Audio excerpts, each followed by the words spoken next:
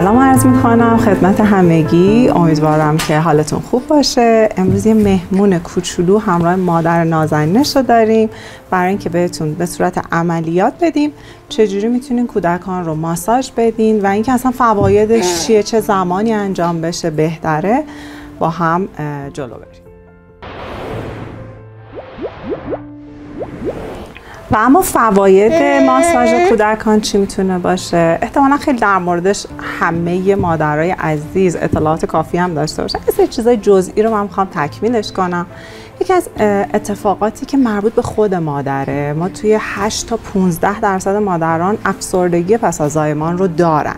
چه اتفاقی میفته با ماساژ دادن بدن کودک؟ حتی الکترون های بدن مادر و کودک هر دو تنظیم میشه و این تعادل الکترونی کمک میکنه که افسردگی در مادران هم کاهش پیدا بکنه. موضوع دیگه خب قطعا ارتباطه. میدونم که خیلی دنبال ارتباط خوب هستین. احتمالاً که همه آرزوی همه مامانا اینه که بهترین ارتباط رو با کوچولوشون داشته باشن. توی این سن ارتباط چشمی و ارتباط از طرف حس شنوایی انقدر قوی نیست که حس لامسه نوزاد قویه. پس بهترینه که ما این ارتباط رو بیشتر با لمس کودکمون بتونیم ایجادش بکنیم.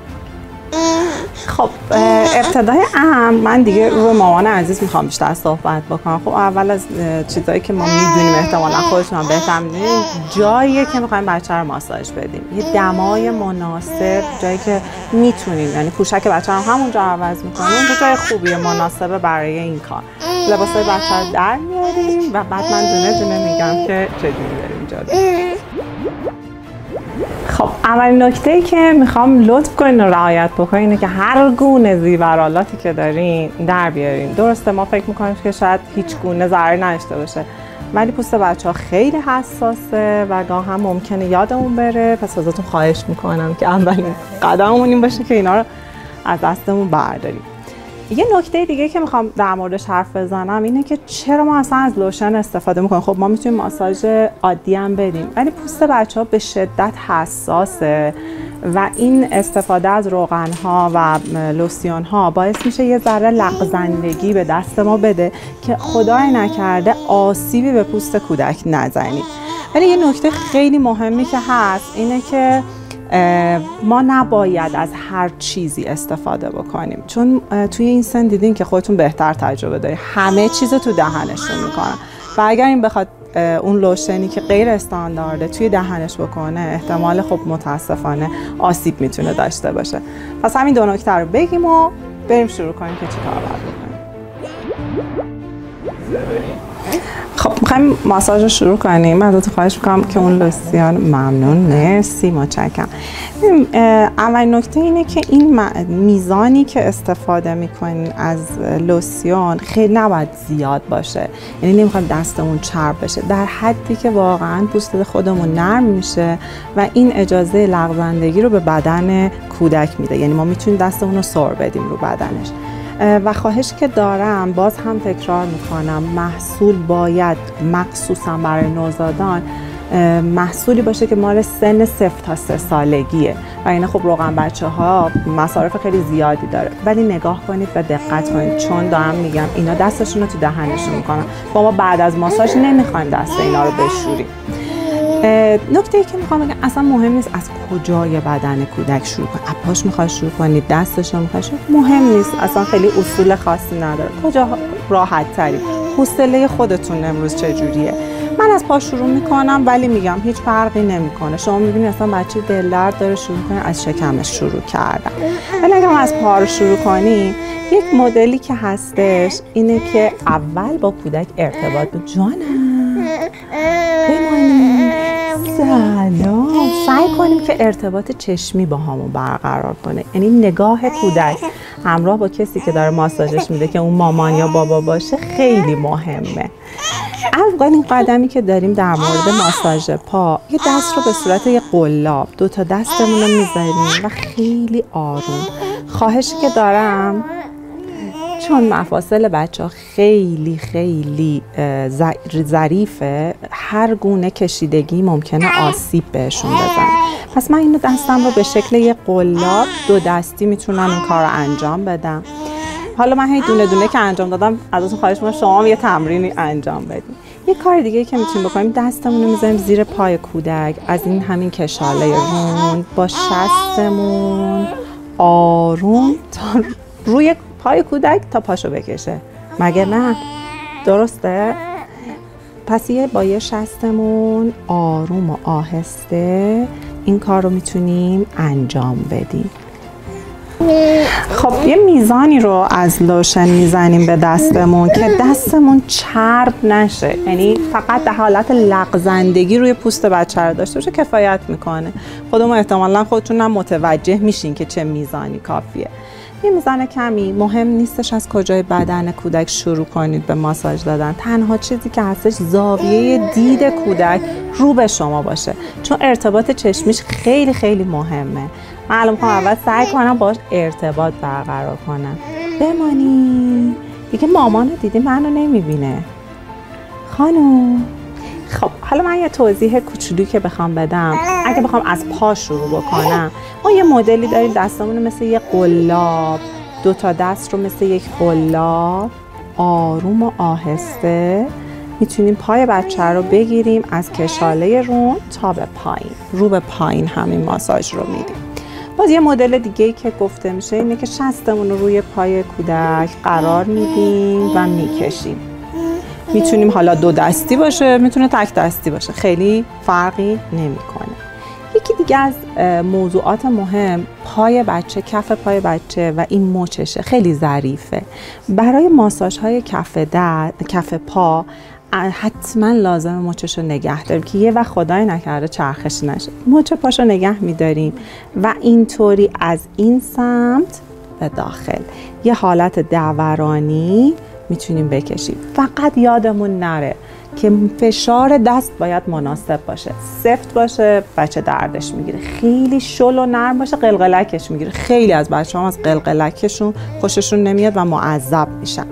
پس این میشه ماساژ پا که ما 3 مدل رو توضیح دادیم. حالا دست هم به همین منواله، فرقی نمیکنه، فقط جایی که باید اینجا باز مراقب باشیم کتف بچه است که اون حالت آسیب دیدگی خدای نکرده ندیم. برای همین بهتر اینه که دستمون رو بذاریم زیر کتف. آخ جانم. بعد همون دست اینطوری و دست رو میگیره دیگه نمیذاره کار کنیم. به این شکل همون قلابی میتونیم بیاریم. این کار انجام میشه. دوباره میتونیم به همون شکلی که گفتم شستمون رو بذاریم و آروم بکشیم. فقط من چون به هر حال بچه شما هستش، من خیلی دارم سعی میکنم با آرامش این کار رو انجام بدم، ولی شما میتونید متناسب با اون روحیات بچه یه ذره فشار دستتون رو مناسب تر کنی. فقط گفتم نه خیلی سفت نه خیلی شل. بله. بعد از اون میتونیم برای کف دست، خیلی توصیه نمیشه انگشتان، با اینکه خیلی ها میگن خوبه، ولی من جزو چیزایی که خیلی توصیه نمیکنم، چون شما نگاه کنید استخوان‌ها خیلی ظریف‌تر از اونیه که ما می‌خوایم دونه دونه‌شون رو ماساژ بدیم. در حد همین که بتونیم کف اون دست رو که میاریم تا مچ دست ادامه بدیم کفایت میکنه. این کار هم میشه برای دست ها انجام بدیم. و اما ناحیه شکم که خوب خیلی دچار کولیت های درد های شکمی شده یا هنوز نشده؟ خب خدا رو شکر. ولی این ماساژ هر وقتی که دیدین درد های شکمی، ورم معدش بیشتر شده، خیلی بیشتر به کارتون میاد. کاری هم که میخوایم بکنیم اینه که با 2 دست دور ناف بچه قشنگ اینطوری حرکت میکنیم. عقربه های ساعت یا پات ساعت گرد فرقی نمیکنه. قشنگ زیر دستتون هم حس میکنید مثل انگار یه حباب های ریز کوچولویی انگار میاد و این باعث میشه که هم نفخ شکمش کم بشه، هم آرامشی رو که میتونیم داشته باشیم. یه ماساژ دیگه هم هست، هم برای دست هم برای پا. بچه خیلی دوستش دارن. اونم اینه که دست، حالا پاهاشون یا دستشون میگیم به حالت ضبطه. آها، باز میکنیم، میگیریم، باز میکنیم، میگیریم، باز میکنیم. دست دستش هم همینطور. باز دوباره فقط از کتف نگهش میداریم که خیلی چیز نشه. باز دوباره زبدری باز میکنیم. الان یه نکته خیلی خیلی مهمی که وجود داره، اگه میخوایم ببینیم بچه راحته با کارهای شما، اولیش اینه که خودشو سفت نکرده باشه. الان من متوجه شدم وقتی دستاشو گرفتم داره خودشو جمع میکنه و این بچه‌ای که از حرکتی که داری روش انجام میدی احساس لذت و آرامش داشته باشه، ریلکسه، بدنش حتی دستاشو میگیم باز میکنه. این خیلی مهمه. ارتباط چشمیشو با شما قطع نمیکنه، روشو اونور نمیکنه، یهو شروع نمیکنه به نق زدن. هر زمان این رفتارها رو از نوزادتون دیدی زمان قطعه. حالا فکر نکنی وای نه سرش مونده من ماساژ ندادم. خب حالا اوکی، عیبی نداره، هیچ مشکلی پیش نمیاد. پس این 3 تا نکته، راحتیش، دستهای بازش و اینکه ارتباط چشمیش رو داشته باشه، نشون میده که از این کار شما داره لذت میبره یا نه.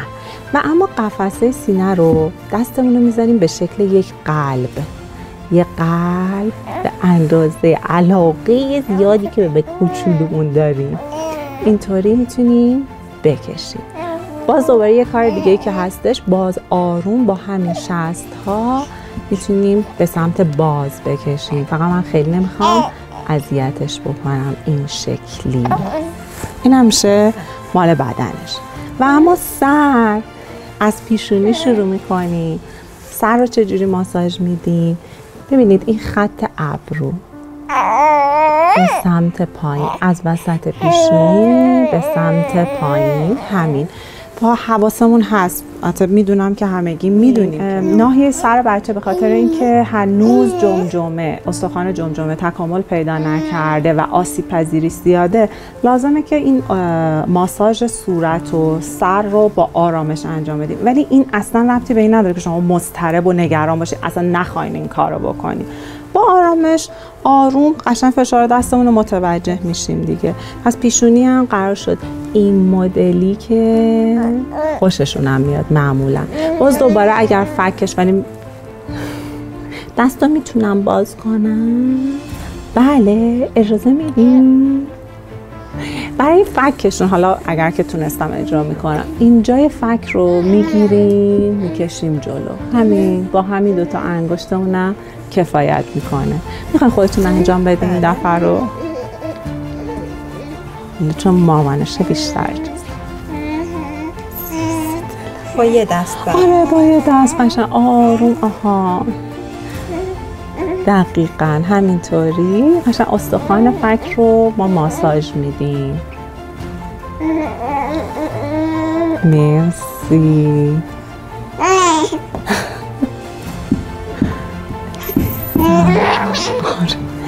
همین کار رو روی گونه‌ش هم میتونیم انجام بدیم، به همون شکل به سمت باز بیرون. دقیقاً این چشمای بچه معمولاً تو اینجور مواقع خمار میشه، لذت میبرن.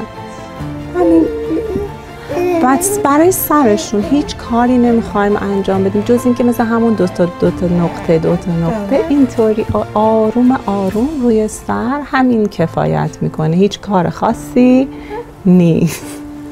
همین کل جریانه. و اینکه حالا چند بار انجام بدیم، چه مواقعی انجام بدیم، نیاز نیست 1 رو 20 دقیقه وقت بزن. هم بچه حوصله‌شو نداره، هم میدونم خب حوصله مادرم ممکنه تموم بشه. چیزی که میگیم 3-4 دقیقه، واقعا مجموعش اگه 3-4 دقیقه هم باشه کاملا کفایت میکنه. چه زمانهایی بهتره؟ موقع بیدار شدن از خواب، چون روز خوبتری رو میتونه شروع بکنه، خیلی حال خوبتری، سر حالتر میشه.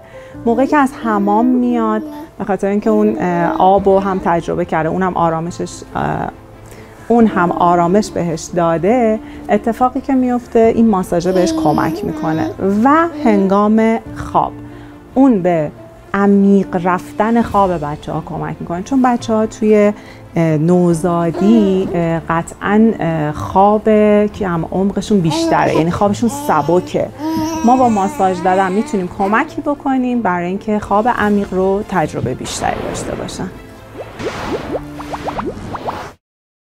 سلام دوستای عزیز، براتون یه مسابقه داریم، یه مسابقه جذاب. با یکی از این 2 محصول نوزاد خودتون رو ماساژ بدین و فیلم و عکسش رو برای من یا پیج ما بیبی ارسال کنین. تا تو مسابقه شرکت کنید. شرایط شرکت تو این مسابقه داخل کپشن نوشته شده، مطالعه کنید. Mama loves you.